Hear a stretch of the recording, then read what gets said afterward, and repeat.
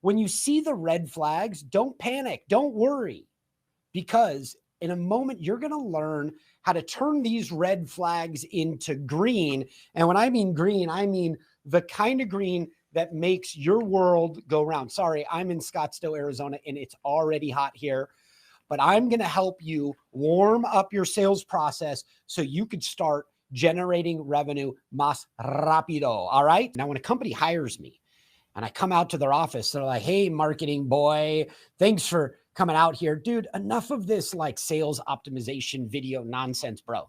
Just pump us leads. That's all we need. Get to work on that. And then, because I'm an agreeable chap, I go and look on the back end and start to see where I'm going to pump leads. But they don't need leads, because at each stage of their sales process, just like water dribbling out of a pipe, their leads are dribble, dribble, dribble, being lost, never to be retained.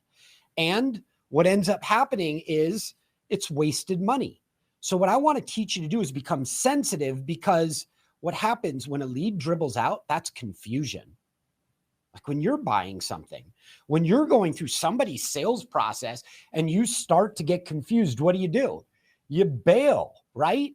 So when you confuse people, you lose them. And the way that we move them to the next stage is by adding video. You see, as we increase clarity, we make optimizations that compound the effectiveness of your sales results. And that's what I want to help you do. Now, to help me eliminate confusion and be a responsible communicator, by the way, a responsible communicator, as taught to me by Tony Robbins, a responsible communicator, and this is valuable for each and every one of you, owns not just what comes out of their mouth, but how it is processed, received, retained, and even shared on the other end.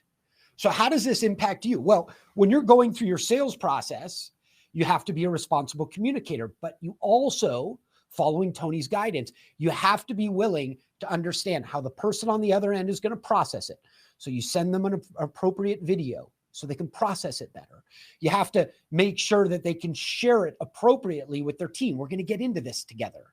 And when you share them a video that injects clarity into your prospect's brain, they buy from you at faster rates.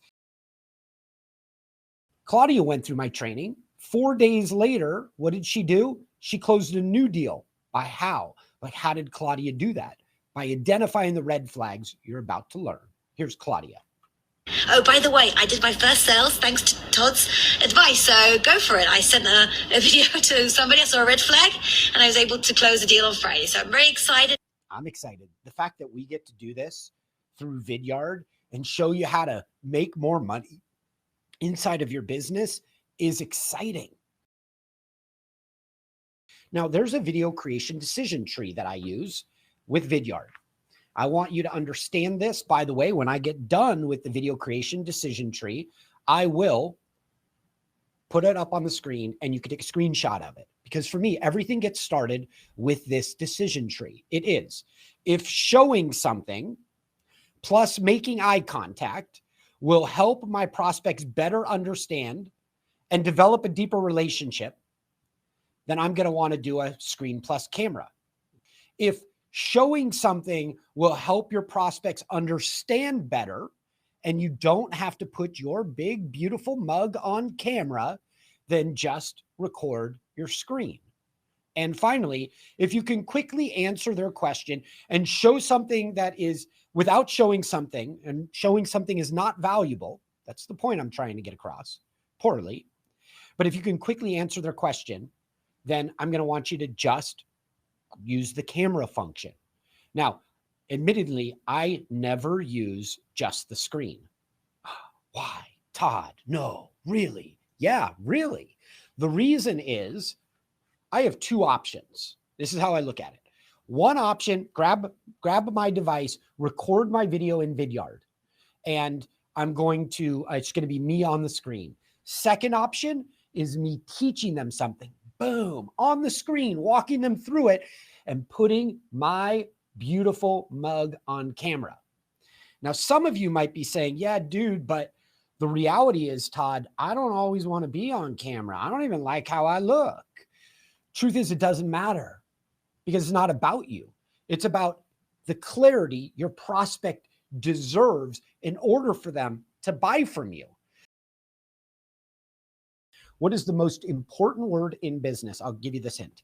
It is the word that your prospects say, comes out of their mouth, the one word, when they transition from being a prospect into a client.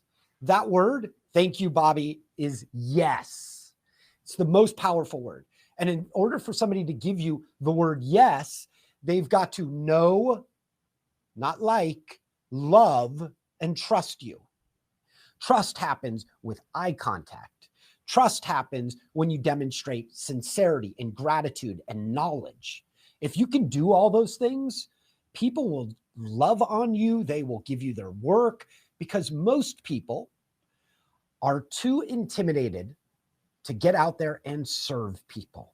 But not you. You're here to serve. You're here to get to another level. You're here to help people and be their Sherpa that's going to guide them to the next level. So pitch your face on camera, walk them through the process, select, I think, one of the two, screen plus camera or just camera, and guide people along the way.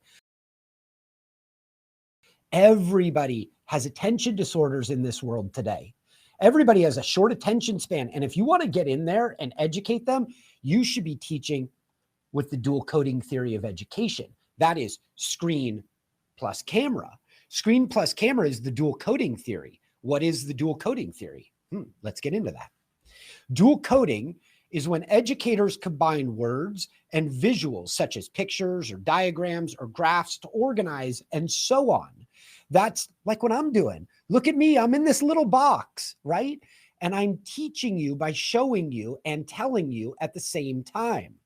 The next piece of this is when you provide two different representations of information, both visual and verbal, your audience will understand your information better. It doesn't matter if you're educating somebody with a learning disability. Everybody's education could go up significantly when you put your screen and your camera on. And in doing so, bada boom, bada bing, people have light bulbs go off inside of their head, and now they get it. So when do red flags happen? Woo! Red flags happen all the time. Like a red flag happens every conversation you have with a prospect, which gives you a golden opportunity to serve them. Oh, Todd, no, you want me to create a video every time my prospect's confused? I want you to answer the question when you're with them on Zoom or in person or however business is being done. But I want you to get more deals closed than ever. And you want that of yourself. In fact, your company expects it from you, right? That's why you've got that big check that arrives every 2 weeks. So Claudia, as you know, Claudia closed a big time deal using identifying a red flag. And when you get a red flag, you should also be thinking like Daniel-san, the Karate Kid, how could I be nimble, create the appropriate type of video, and get better results? So here's the first red flag. An important question is asked, or somebody is confused. This is probably the most common red flag. So your job is identify that red flag, get onto Vidyard, create the appropriate type of video, follow up like the friggin' boss that you are, inject clarity, create that video, send it off, and then get creepy and spy on them, which we'll talk about in a few moments. The next one is when a key decision maker isn't on the call. So if that key decision maker isn't on the call, what I want you to do is I want you to get onto Vidyard. I want you to select what option. What do you think should you do? Let's see here. Screen plus camera, screen, or just the camera? What do you think, party people? Should it be screen plus camera? Let me see. Okay, I will jump to it for you. What you should do, if that key decision maker wasn't on the call, well, you should do screen plus camera, because they need to know you. They need to see this moneymaker of yours. You need to put yourself on there in whatever circular Vidyardian bubble you want to be somewhere. Plop yourself there. The bigger, the better, because the more they can see all of the complexities of your face, the more they're going to develop a relationship. And then over here, you're going to walk them through. Thank you, Chad. Screen plus camera. You're going to walk them through and update them on the meeting. I would create a little agenda, an overview. I would say, like, think of screen plus camera right here. Okay. I would go, let's say, Karen Solis. Karen, I see you in here. Karen is the key decision maker that wasn't on the call. I would say, hey, Karen, it's Todd Hartley from Wirebuzz, and I'm sorry you couldn't make the call. I created for you a quick overview video about today's meeting so you could get up to speed because, and then you guys, I'm talking to you, not Karen. Then I'm going to inject the right level of energy, excitement, and certainty into that video. And then I would say, and now that you're up to speed, our next meeting is Tuesday at the same time. And Karen, we would love to have you on the call. Now, if I don't do that, Karen could be working other companies that provide the same service, right? And she could be evaluating them. And Karen could be developing a really nice relationship of trust with that other company. So you've got to put your foot in the door, get in there with that key decision maker, develop a relationship. And Karen, thank you so much for watching my video. I'm looking forward to having you in the next meeting. Charm, smile, work that dimple, ding, do all the stuff you would have done if you were in person with them, and be warm and get them up to speed. The next one, they say, I'm going to take it to my team. What is that? Red flag. That's a red flag. Why? Because, as we touched on a few moments ago, people make decisions in groups. So which type of Vidyard video would best serve you if somebody is going to take it to their team? It's probably a proposal. It is camera and your screen. Guys, I want you to be thinking, people buy visually. They look at a proposal. They want to see it. People buy visually.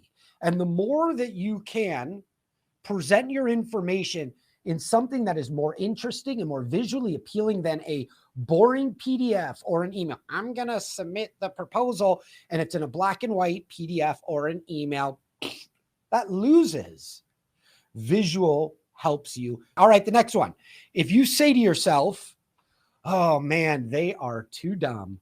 They are just too dumb to understand how I can help them or how my business can impact them. What is that? That is a red flag, and you know it, because a red flag on they're too dumb, if you ever say that to yourself, that's really you not being a responsible communicator.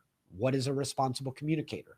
Remember, a responsible communicator owns not just what comes out of their mouth, but how it is processed, received, retained, and even shared on the other end. And the people that'll get the magic word of yes more often are responsible communicators. So if you say they're too dumb, you're actually saying you're too lazy to create one of these types of videos to inject massive clarity into their brain.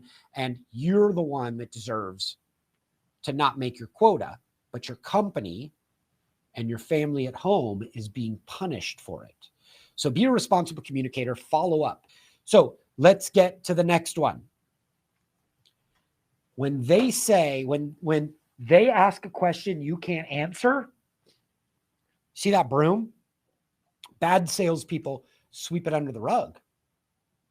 Great salespeople see the red flag and they're like, okay, so I can't answer that question, but here's how to do it. I learned this when I was a waiter in college. If somebody said, hey, Todd, does that pizza have gluten in it? The worst thing I could say is no and not no, right? And just kind of fib it and hope nobody figures it out. The best thing, the most responsible communicator thing I could say is, let me go ask the chef. I'll be right back. And then people are like, I love it. So here's the business takeaway. If somebody asks you a question that you can't answer, you should say, let me go find the person. I'm going to go ask our specialist, and then go get your specialist on camera. In this case, the specialist is being played by my friend Jay Bear, also a University of Arizona Wildcat, bear down. But you should know, you get onto Zoom, record that, upload the video into Vidyard, send it off to them, and then spy like the creepy Vidyardian you are and put it in there and see who's watching the video. You don't get the specialist on the call and say, I was talking with John from company XYZ and he asked. Instead, when you get the specialist on there, just go, hey, Jay, how do we handle a question like this? Or Jay, what's the best? How do we integrate with other companies' APIs? And then de-identify it. So don't mention that company's name. Why? Because I want you to be able to not bother your specialist every single time. Instead, what I want you to do is create the video once, not mention the company's name, put it inside of your Vidyard account, create a playlist, do an open on it, send it off. And you know what's going to happen? Magic is going to happen. Magic will happen because before you know it, you've watched this video enough times. Guess who becomes the new specialist? You. Common objections. Common objections come up all the time. They're red flags, you guys. A common objection, something that businesses are, it's always experiencing. It's a familiar or a particular obstacle that keeps a prospect from buying. So let me show you how to handle a common objection. They're like drips, right? Remember my example of leaks in your funnel? A common objection is just the leak. Because if you don't answer it, they're going to be confused and they're going to dribble out of your sales process. And where are they going to go? They're going to go to your competitor who's going to inject more clarity into the experience. Now, here's how everyone at Wirebuzz is trained to overcome common objections. We use the MacBook Pro's touch bar, and it enables us to seamlessly overcome red flag common objections. Here's how we do it. We have this touch bar. Somebody brings up a common objection. We go into our case studies or a common objection section. We pull up the appropriate one, boom. And without leaving Zoom, we go right to that question and we've got our beautiful face on camera. We're showing them the example. And you know what we just did? We used show and tell. We basically used dual coding theory of education to move them from that common objection to their epiphany breakthrough about how we can help them. That, my friends, is how you handle common objections. Now, when you see the red flags, don't panic. Don't do that. Because now you know how to turn those red flags into green. You know how to make money using Vidyard. And it's important that you know that natural sales talent, it can rise. It can. But developed talent, it is unstoppable.